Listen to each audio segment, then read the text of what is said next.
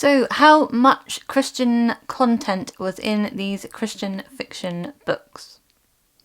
Hi, welcome to my channel Christian Faith and Fiction. My name is Lou. Last year I read a number of different Christian fiction books, and I thought it'd be really interesting and hopefully helpful for you to go through those, tier rank them in terms of how much Christian fiction, how much Christian faith content is in those fiction books. Now, I rate my books based on story enjoyment rating, but I also rate them based on Christian content. So I have a ranking system which I'm happy to see that a few other people have been using as well. That's fantastic. If I find it useful to know in advance what a book's going to be like before going into it, because then I can make a decision. I'm happy to read books that are Christian and clean, but I prefer to know in advance if anything's going to be problematic or anything like that. So for my system, I use a ranking from between 3 to -3. So a 3 out of 3 would be clear Christian faith content that plays a central role in the story. A 2 ranking would be the characters are clearly Christian, but faith isn't the main focus of the story, of the plot. A 1 would be there's a brief mention of something Christian or the faith of the characters. 0 is a clean book. There's nothing problematic in the content, but there's also no faith content. A -1 would mean it's not clean, so something problematic in the content, or some bad language, or sex scenes, etc. -2 would be a book that encourages behaviours or promotes a view that is definitely not Christian, and a -3 would be a book that is actively offensive to Christians or anti-Christian. So the books I'm going to be looking at were books that were listed as Christian fiction on Amazon when I got them. I have book reviews for all of these books, so I'll link that playlist down below so you can go watch those. You can also see on my blog and also on Goodreads for my full reviews. And next time I'm back on here, I'm going to be looking at my best Christian fiction books of the year, last year. So if you're not subscribed, consider doing that so you don't miss out on that video. That's going to be a more in-depth look at those books. So we're just going to do a whistle-stop tour of the ratings and the genre of these books. Thankfully, we did not this year find any -2 or -3 books. So in the -1 category, The Lost Property Office by James R. Hannibal. Can't remember exactly if this was listed as Christian fiction, but he writes Christian fiction books elsewhere. This is a middle grade fantasy adventure story. I gave it a story enjoyment rating of 7 out of 10 and a Christian faith rating of -1 out of 3. It was clean, but with some mention of ghosts. Enhanced by Candice Cade is a sci-fi story enjoyment rating of 7 out of 10, Christian faith rating of -1 out of 3. It was mostly clean. There was no Christian faith content that I listed, and the main character does do jiu-jitsu. There were none in the 0 rating. I think maybe the publishers are getting better at rating, listing books as clean fiction rather than Christian fiction if it doesn't have Christian content. Hopefully that's the case. I didn't come across any this time. So in the category of 1 out of 3, In Tune with Love by Amy Mateo is a contemporary romance novella. I gave it story enjoyment rating of 8 out of 10, Christian faith rating of 1 out of 3. Meeting Her Match by Jen Turano is a historical fiction book. Story enjoyment rating 8 out of 10, Christian faith rating 1 out of 3.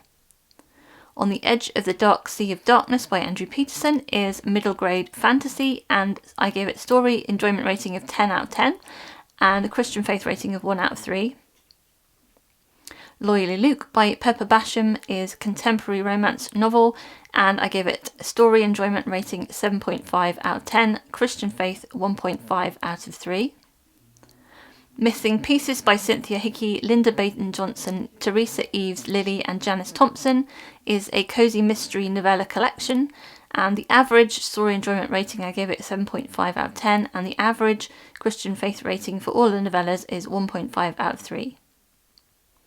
Just for the Summer by Melody Carlson is contemporary romance story, and I gave it story enjoyment rating of 8 out of 10, Christian faith rating 1.5 out of 3. Dear Henry, Love Edith by Becca Kinzer is contemporary romance. Story enjoyment rating 8 out of 10. Christian faith rating 1.5 out of 3. A Match in the Making by Jen Turano is a historical book and story enjoyment rating of 9.5 out of 10.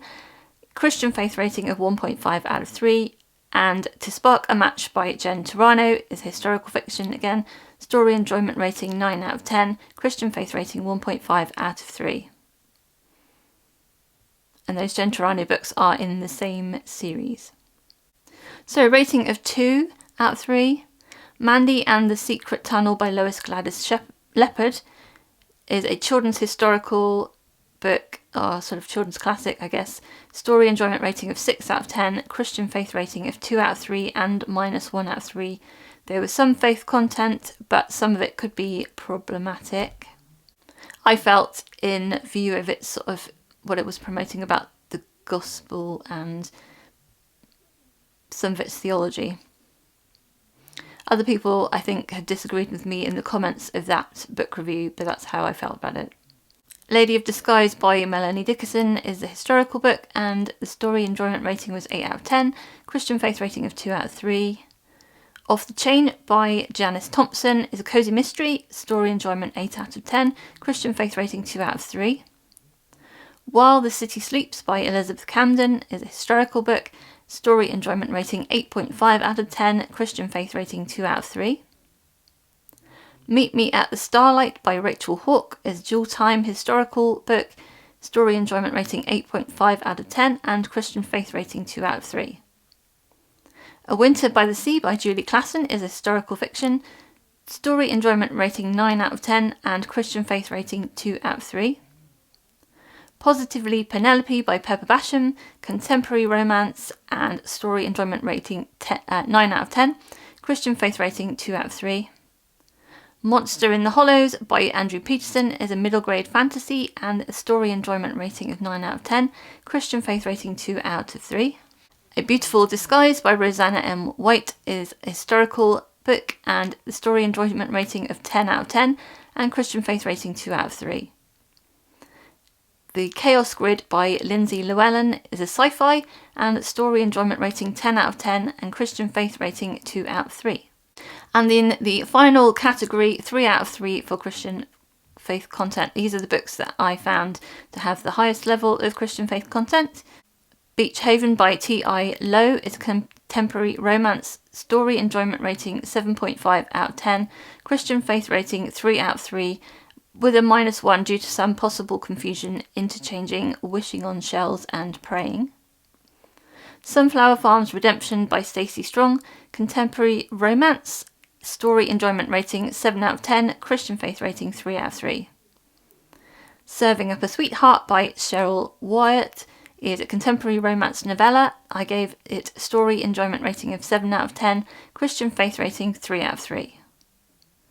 Cloak of Scarlet by Melanie Dickerson is a historical fiction, story enjoyment rating 7 out of 10, Christian faith rating 3 out of 3. The Huntress of Thornbeck Forest by Melanie Dickerson is historical fiction. I gave it story enjoyment rating of 7.5 out of 10, Christian faith rating of 3 out of 3. All Dressed Up in Love by Ruth Logan Hearn is contemporary romance novella, story enjoyment rating 8 out of 10, Christian faith rating 3 out of 3. Never a Bridesmaid by Janice Thompson is contemporary romance novella, story enjoyment rating 8 out of 10, Christian faith rating 3 out of 3. Nova by Chuck Black is a sci-fi and story enjoyment rating was 8 out of 10, Christian faith rating 3 out of 3.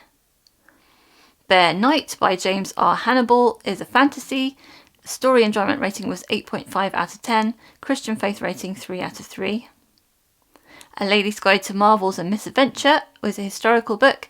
Story enjoyment rating 8.5 out of 10 and Christian faith rating 3 out of 3. The Juliet Code by Pepper Basham is a historical mystery. Its story enjoyment rating was 8.5 out of 10 and Christian faith rating 3 out of 3.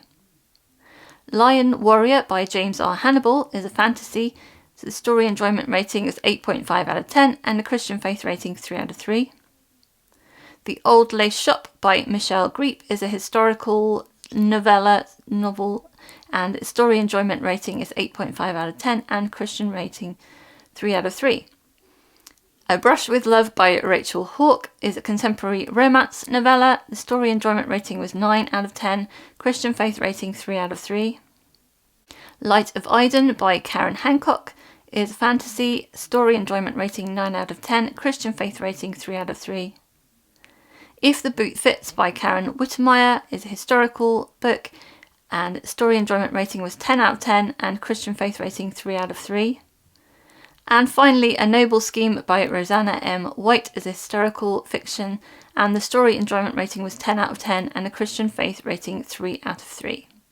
So altogether, I read 2 cozy mysteries, 3 sci-fi, 6 fantasies, 11 contemporary romance, and 16 historical books and novellas. I also read some non-fiction and general fiction books, so I read 54 books in total according to Goodreads, and I think that makes about 38 books of the Christian fiction genre. So I think the one that has impacted me the most, at least the one I can remember the best, was A Noble Scheme by Rosanna M. White, in terms of its faith content, and I will talk about it more in my best books of the year, but it definitely resonated with me on many levels, including emotional as well as spiritual. That was one that stuck out to me. Please do let me know in the comments, first of all, if you read Christian fiction, and secondly, do you rate your Christian fiction according to the faith content? And thirdly, what is the book that most impacted your faith last year? And that can be a non-fiction or a fiction book. I would be glad to hear about that in the comments. As I said, stick around for next time for the best books of the year video, which is always fun ones to look at, and I'll be looking out for other people's as well. And if you're not subscribed, please do consider doing that so that you don't miss out. If you'd like to see any more Christian fiction videos, you can watch these videos over here. Until next time, I pray God bless you and your families.